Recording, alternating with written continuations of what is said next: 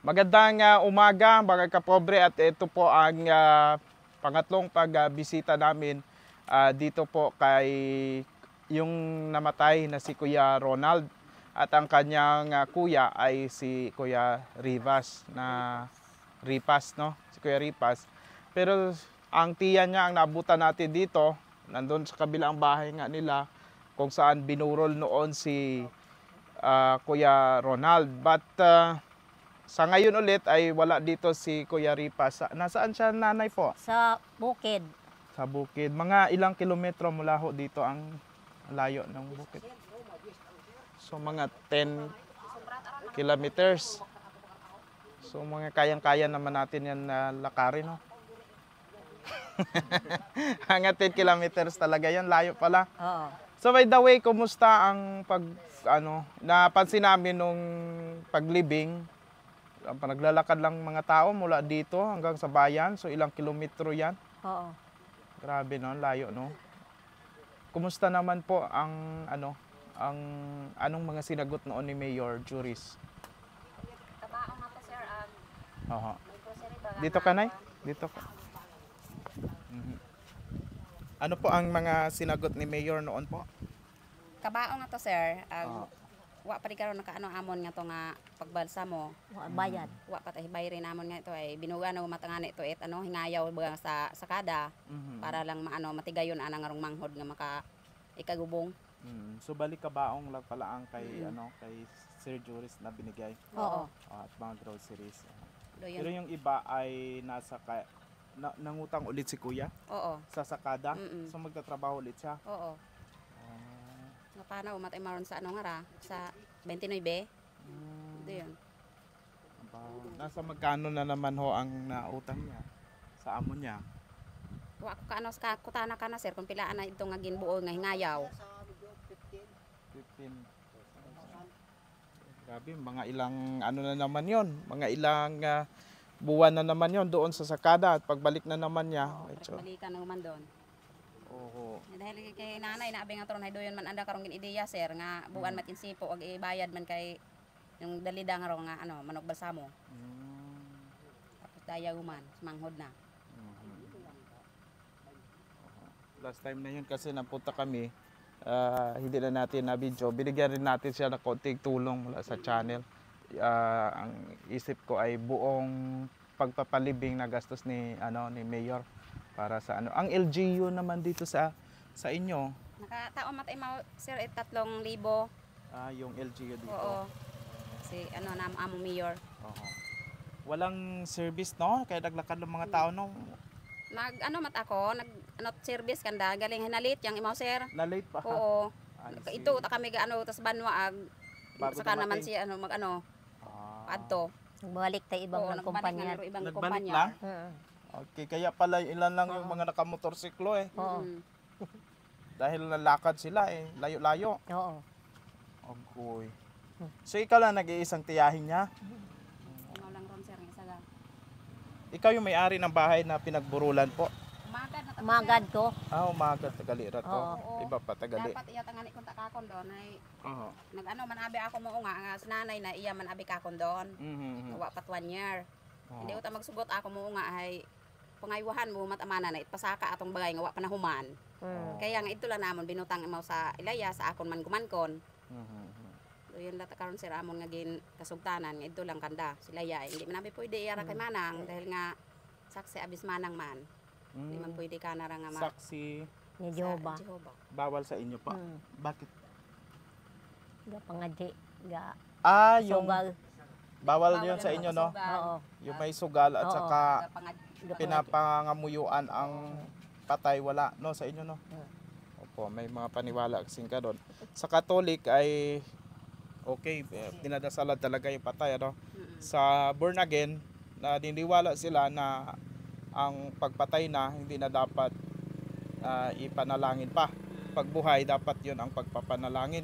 Sa saksi ni Jehovah, gano'n din. Ayun, kaya hindi sa inyo binurol.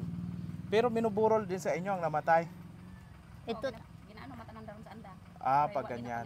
Hindi na Okay. Okay, ganun pala, no? Iba-iba ang mga paniniwala ng mga Pilipino eh. So may pinadala kasi dito sa amin si Ma'am Ibaloy, makabawas-bawas daw sa pagkakautang ni Kuya Ripas. Saan namin ibibigay? Kakon. Sa iyo. Opo, ikaw na lang magbigay pag dumating siya dito, no? Oo. Ah, siya, sige. Inamat aron ka na sir gadayon. Ah, sa iyo na nagtutuluyan? Oo. Ba't nandun siya sa bukid gayon? Nakuha ng mga damit na doon. Aha. Nakukuha ng mga damit doon sa kanilang bahay sa bundok. Mm. Bago sila umuwi. Bas mamaya-maya. Dito Dati na yun. aberon sir dito kasan Dati doon nakatira sa Oo, bukid? nandoon. Nandoon sila nakatiran. Pag sila doon, namumuhay sila. Layo noon, malayo. Mga 15, kung bawa na lang, mga 15 meters group na. Kilometers? Oo. Kilometers or meters? Kilometers. Kilometers, sir. Kilometers out sir. So mga ilang oras tayan pag tayo Layo, maglakad? mga- Ay kung mabilis-bilis naman, sir, garo mga 2 oras. Sos, ginoo ko. Ay, pag ako puto no, Baka ba, mga 3 oras na yun. baka 3 oras lipong na ako. Pero yung taklaron yun, sir. Mga 5 daw pag ako. Diha tay dila mo. Sir. Taas pa rin eh. Di walo tay dila no ko no. Oo, tao dila mo sana ko tagriya ko. Mabot ka Layo tao. pala nun. Ba't ang layo ng bahay pala nila dati? Dahil doon sila namumuhay, nagtatanim ng mga gulay at saka Kamuting mga kahoy. kamuting kahoy, yun ang inyong ilang pamuhayan doon. Hmm. Saka kung wala naman ay sige, Sakada. kukuha naman kasakada. May marami sila pananim doon. Ay mga kamuting kahoy, mga kamuting baging, mga gabi na yan, ko tao yun. Ilan pa sila doon nanirahan? Mga 3 bahay na lang sila yun, mga mamangkin, mga katiyahin naman ko yun. Yung ibang kasama doon. Si Kuya Ripas ay wala ng mga magulang, di ba? Sila na lang magkapatid tapos namatay pa si Kuya Ronald. Oh, sila lang dito natira. At 3 sila dito, ang babae, hindi naman na magkilalang mga kapatid niya yun. Naniniwala naman kapatid niya eh. Ikaw, saan ang bahay mo po? Doon. Yung Kaibi- katabi ni na Tugangan. Oo. Kaibigan kayo ni ni Kuya Ronald? Yung pinsan na yung asawa ko, Ah, magpinsan. Opo. Ayun, sige. Ano pangalan mo, Kuya? Karumay mo ah. Ah, sige. Ito. Nay, ito po, mayroon tayong tulong mula dito kay Ma'am Ibaloy. Sabihin mo po ha, kay Ma'am Ibaloy po. Ito galing. 5,000 po ito. Ito na yun. 1,000, 2,000, 3,000, 4,000, 5,000. Okay, sige po. Ano po ang gusto nyong sabihin po kay Ma'am Ibaloy? Salamat gid. Opo. Salamat kay Ma'am Ibaloy. Oo. Tapos ikaw na bahala ha na magbigay kay Kuya Ripas po. Makatulong sa kanyang mga pagkakautang.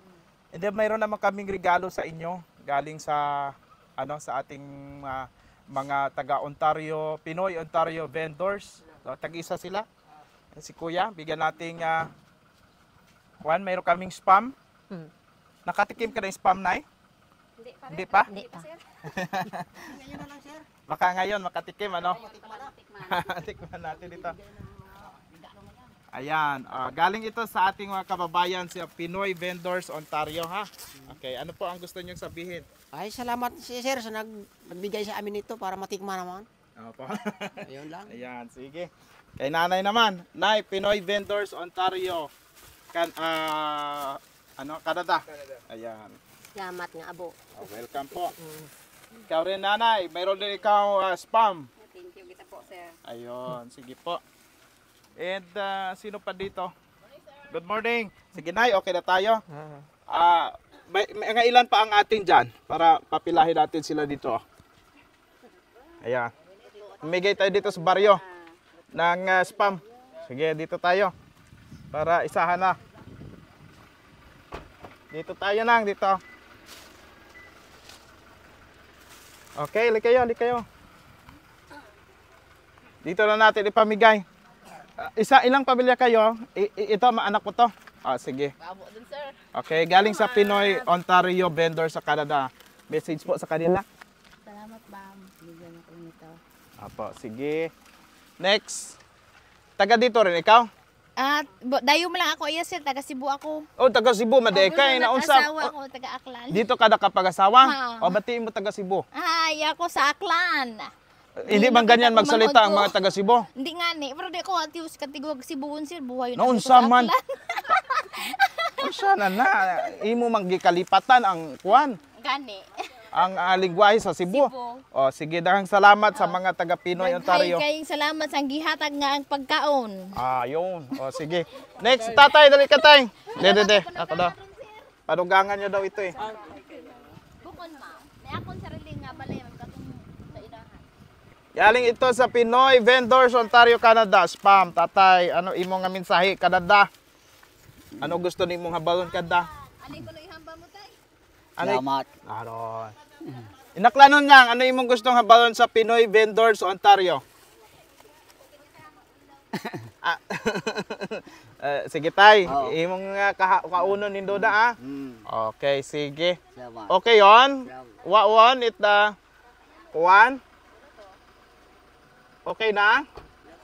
Ay lo, dali ya lo. Imo Pinoy Vendors Ontario spam.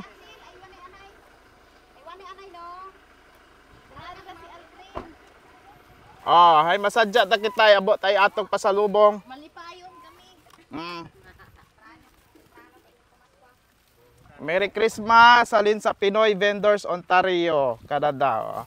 Ano mo gustong hambalon kada tay? Salamat din, sir. Sige, welcome. Sa akin. Sige, ayan. Okay, sige. So, yan ang pagbisita natin dito sa may San Jose, Madalag, Aklan. Maraming salamat po sa inyo, Pinoy Vendors Ontario. And salamat, Ma'am Ibaloy ng Adelaide sa tulong mo naman sa pamilya ni Kuya Ronald at kay Kuya Ripas. Bye-bye po. Okay daw, wala nang kulang?